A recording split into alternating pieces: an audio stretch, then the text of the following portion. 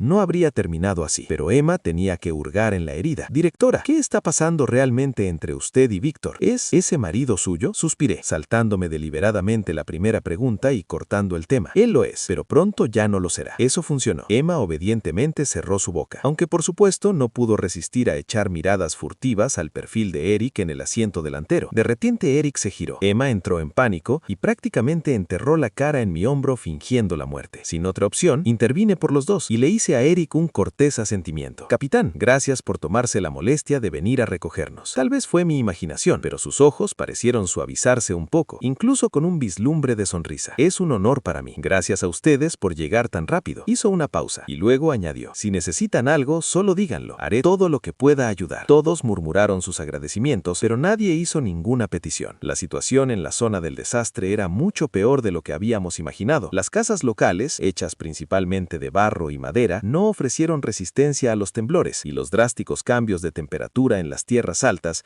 representaban otra amenaza mortal para los heridos que aún estaban atrapados bajo el escombro. Peor aún, un frente frío se acercaba. Si la respuesta no se completaba antes de la nevada, el número de muertos aumentaría aún más. Tras una reunión de emergencia, el equipo médico se dividió en 2 grupos. Uno se quedó en el puesto de avanzada provisional para atender a los heridos y el otro siguió a las unidades de rescate hacia el interior de la zona del desastre. Mi solicitud para entrar en la zona central fue denegada por unanimidad, así que me quedé atrás, cumpliendo con mi deber en el puesto provisional. Para cuando me di cuenta de que había perdido completamente la sensibilidad en los pies y las pantorrillas por el frío, habían pasado más de 20 horas. Incapaz de soportarlo más, salí de la tienda abrazando el calentador de manos improvisado que me había hecho Emma con una botella de suero. Tenía las piernas tan entumecidas que cuando un hombre cayó de rodillas frente a mí, ni siquiera pude esquivarlo a tiempo. Gritaba algo, palabras que no entendía, y su excitación era tan intensa que de no ser por la devoción en sus ojos, habría pensado que estaba allí para causar problemas. Me quedé paralizada de confusión cuando llegó Eric. Capítulo 14. Salvaste a su esposa. Está aquí para darte las gracias. Al oír la explicación de Eric, por fin me fijé en la bufanda cata que Lucas estaba sosteniendo con reverencia en sus manos y en el pastel con mantequilla que llevaba en los brazos. Para ser sincera, nunca me ha gustado el olor a mantequilla de Jack, pero no sabía cómo rechazar una gratitud tan pura y sincera. Por suerte, Eric intervino. Con delicadeza persuadió a Lucas para que cogiera de nuevo el pesado pastel y, en mi nombre, aceptó la cata. No sabía qué simbolizaba la bufanda de seda blanca en su fe, pero aún así me sentía indigna de ella. Ni siquiera recuerdo cuál era su esposa, porque ha salvado a demasiada gente. Levanté la vista bruscamente y me encontré con la mirada profunda y firme de Eric. Todos te recordarán, dijo en voz baja. Recordarán al doctor que lo salvó, pero un nudo se formó en mi garganta y de repente quise llorar, no de tristeza, sino de ese dolor de impotencia que sientes cuando sabes que no puedes salvarlos a todos. Pero aún hay tantos que no pudimos salvar. Eso no es tu culpa, respondió Eric con firmeza, con un tono tranquilo y sereno. Lo que necesitas hacer ahora es descansar y luego ir a salvar al siguiente. Abracé con fuerza el calentador de biberones de suero contra mi pecho, luchando por contener las lágrimas. Lo haré. Entonces, Eric levantó su mano enguantada y apartó las gotas que se aferraban a mis pestañas. No llores, hace demasiado frío, se te agrietará la piel. El aroma a cuero y tabaco tenue pasó por mi nariz, dominante pero inesperadamente suave. Entonces, Lara, una voz ronca y temblorosa me llamó desde atrás. Me giré y allí estaba, Víctor sentado en su silla de ruedas, Daniel de pie justo detrás de él. No tenía idea de cuánto tiempo llevaban allí. Lara, Víctor dijo de nuevo, con la voz áspera como si la hubieran raspado con papel de lija. Murmuré un rápido, lo siento, a Eric y caminé hacia él. ¿Firmaste los papeles del divorcio? De cerca pude ver los ojos inyectados en sangre, el agotamiento grabado en cada línea de su rostro. Se veía peor que yo después de una noche en vela. Te dije, susurró, que necesitamos hablar. No queda nada de qué hablar, respondí fríamente. Si no firmas, espera la demanda. Me giré para irme, pero Daniel se interpuso en mi camino. La señora Víctor vino toda la noche para encontrarla. ¿Y qué? Lo interrumpí bruscamente. ¿Esperas que me arrodille y le agradezca el favor? Capítulo 15. Víctor no había venido solo. Había traído consigo un lote de suministros de emergencia, mantas y tiendas de campaña pesadas, justo a tiempo para salvar a todos del frío penetrante. Emma me dijo que todos le estaban agradecidos. Una amable anciana incluso rezó sobre su rosario, cantando bendiciones para la pierna herida de Víctor. Mi mano se detuvo a mitad del frotamiento. De repente recordé lo que Víctor había dicho antes. Lara, vine aquí para expiar. No quería saber qué significaba eso. Fuera lo que fuese su presencia allí, ya no tenía nada que ver conmigo. A medida que la fase inicial del rescate llegaba a su fin, el número de pacientes con traumatismos que llegaban a la clínica de campaña disminuía. Pero la ventisca y la ola de frío provocaron recaídas de enfermedades crónicas entre los ancianos y los débiles. Muchos niños también se resfriaron, tosiendo sin parar en el aire helado. Tuve que pasar de cirugía a medicina interna, abrazando mi teléfono para consultar con colegas a miles de kilómetros a distancia para recibir consejo. Pero justo cuando pensé que las cosas por fin se calmarían, no fue así, porque llegó Selena, tan imprudente y arrogante como siempre, irrumpió directamente en mi tienda de consulta. Lara, necesito hablar contigo. Sal de aquí. Estaba escuchando los pulmones de un bebé envuelto en paños y había más de una docena de pacientes esperando afuera. No hay palabras para describir la furia que me consumía. Selena intentó discutir, pero Emma la empujó hacia afuera, medio empujándola, medio arrastrándola. Aún así, Selena no se detenía. Se quedó afuera de la tienda gritando mi nombre una y otra vez. Por primera vez, saqué mi teléfono y llamé a Eric para pedir ayuda. Capitán, alguien está causando disturbios en mi tienda. ¿Puedes encargarte, por favor? Eric llegó rápidamente y con él un Víctor de rostro sombrío. Lo siento, dijo Víctor en voz baja. Haré que se vaya. Vete, espetó Selena. ¿Entendí bien, Víctor? ¿Quién eres tú para decirme que me vaya? Fuiste tú quien dijo que te harías responsable de mí. Ahora estás retractándote de tu palabra. El rostro de Víctor estaba cenizo. Cuando me miró, no quedaba luz en sus ojos, solo vacío. Supongo ya ni siquiera tengo la oportunidad de arrepentirme, ¿verdad, Lara? No respondí. Soltó una risa rota y hueca. Lo entiendo. La única razón por la que insistí en venir aquí fue para sentir por mí mismo lo que debiste sentir en aquel entonces. Se le hizo un nudo en la garganta. Los músculos de su cuello se tensaron y, tras un largo silencio, finalmente forzó las palabras. Lo siento, Lara. Firmaré los papeles. Capítulo 17. 2 semanas después, el equipo médico finalmente se fue de Ciudad Ye. Eric vino a despedirnos de nuevo. Cuando nos dimos la mano para despedirnos, de repente sentí algo en la palma de la mano. Un pendiente turquesa. Tal vez notando mi sorpresa y vacilación, Eric sonrió y explicó. La turquesa simboliza la suerte y la seguridad. También es una muestra de gratitud y bendición de todos nosotros para ti. Así que, por favor, no lo rechaces, ¿de acuerdo? Eric podría tener una belleza ruda, pero sus ojos eran increíblemente profundos y claros. Con esos ojos fijos en mí, no pude decir que no. Aún así, ese pendiente turquesa se sentía pesado en mi mano, como si su dueña le hubiera otorgado algún significado tácito. Esa sospecha se confirmó cuando conocí a Santiago más tarde. No crea sus tonterías. Ese pendiente es suyo. Lo vi usándolo la última vez que vino a nuestra casa. De repente, la turquesa en mi mano se sintió ardiente. Entonces, ¿qué debo hacer? Devuélvelo. Esto ni siquiera cuenta como joyería. ¿Puedo enviarlo de vuelta por correo? ¿Por qué estás entrando en pánico?, dijo Santiago cambiando su tono en un instante. ¿Por qué no lo piensas? Es de una familia acomodada, un tipo decente, 100 veces mejor que ese Víctor. No pude evitar reír medio resentida. Vamos, ¿puedes ser seria por una vez? No estamos aquí para comparar personas. Admito que es un buen hombre, pero él y yo no somos compatibles. Además,